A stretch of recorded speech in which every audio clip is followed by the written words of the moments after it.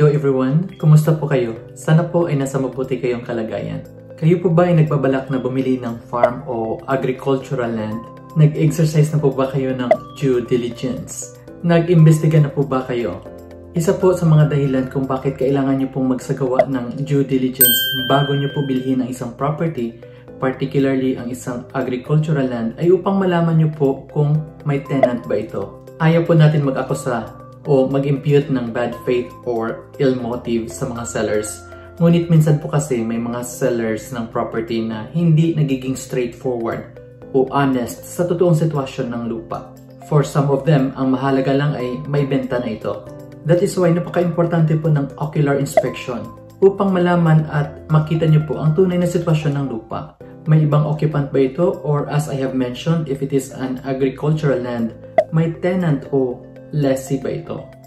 Sa ilalim po kasi ng batas, ang mga tenants who are properly called agricultural lessees ay may right to security of tenure. I needed to emphasize na agricultural lessees dahil na-abolish na po ang agricultural share tenancy way back in 1963 under the Republic Act 3844 as amended dahil contrary po ito sa public policy. Meaning, bawal na po yung share tenancy o yung joint undertaking for agricultural production, kung saan ang landholder contributes the use of his land at yung tenant naman contributes his labor. At naghahati-hati sila dun sa harvest in proportion sa kanilang contribution. Wala na po dapat yun. Ang ina-acknowledge na lamang po ng batas sa ngayon ay yung agricultural leasehold system, kung saan may karapatan po yung tenant na sakahin yung lupa with an obligation to pay a certain percentage o porsyento ng kanyang ani or certain amount of money or both dun po sa may-ari ng lupa o landholder. Kung kaya, dapat po ay na-convert na po lahat ng mga share tenancy arrangements into an agricultural leasehold. Ang ibig sabihin po ng security of tenure ay hindi po pwedeng basta-basta na lang mapaalis ang mga agricultural tenants or lessees. Sa agricultural leasehold, may karapatan po ang tenant o lessee na patuloy na sakahin ang lupa hanggat hindi na i-extinguish o na-terminate ang agricultural leasehold relation. Hindi po siya pwedeng ma-eject o mapaalis sa lupa, maliban na lamang po kung may finding ang Department of Agrarian Reform Adjudication Board o DARAB na may dahilan upang ma-terminate ito. Any dispute relating to agricultural tenancy o leasehold po ay napapasailalim sa jurisdiction ng DARAB except for criminal actions. Under the law, maaaring ma-terminate ang agricultural leasehold. Una ay kung inabandona ng tenant ang lupa nang hindi nagpapaalam sa may-ari. Pangalawa ay kung isinauli na ng tenant ang lupa sa may-ari marahil dahil sa ayaw na niyang sakahin yung lupa. At pangatlo ay kung namatay na yung tenant o di kaya naging physically incapable na siyang sakahin yung lupa at walang pwedeng magmana sa mga karapatan niya bilang tenant.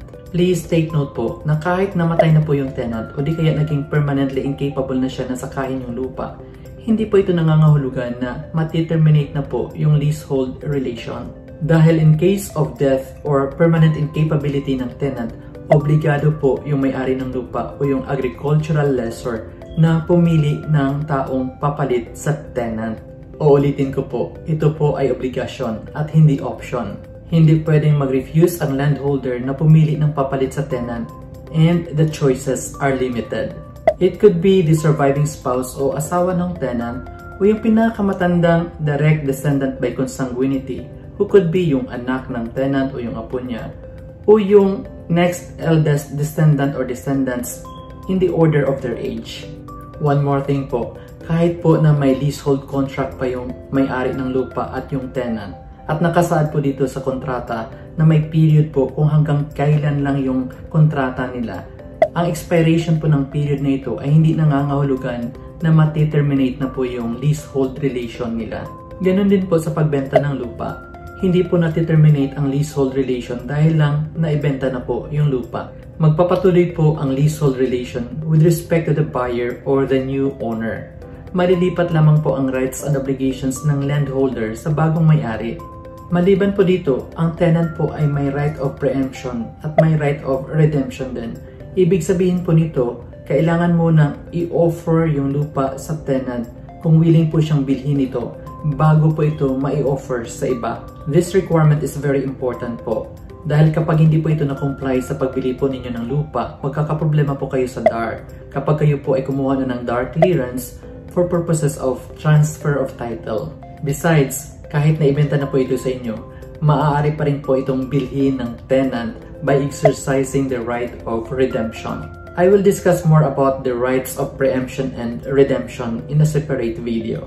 Kaya unless handa po kayong mag-assume ng leasehold relation and to deal with the tenant of the land, pag-isipan niyo po ng mabuti bago niyo po bilhin yung lupa.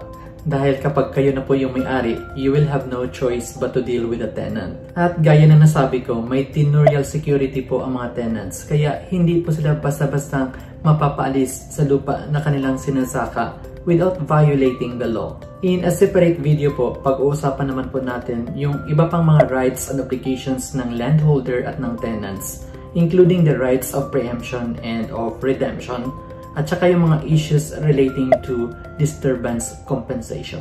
Sana po ay may natutunan po kayo sa video na ito. Please don't forget to subscribe to this channel and hit that notification bell. Kung nagustuhan niyo naman po ang video na ito, sana po ay paki-like and share na rin po. And please don't forget to leave your comment down below. Always remember, ignorance of the law excuses no one from compliance therewith. I will see you in my next video. Ingat po kayo.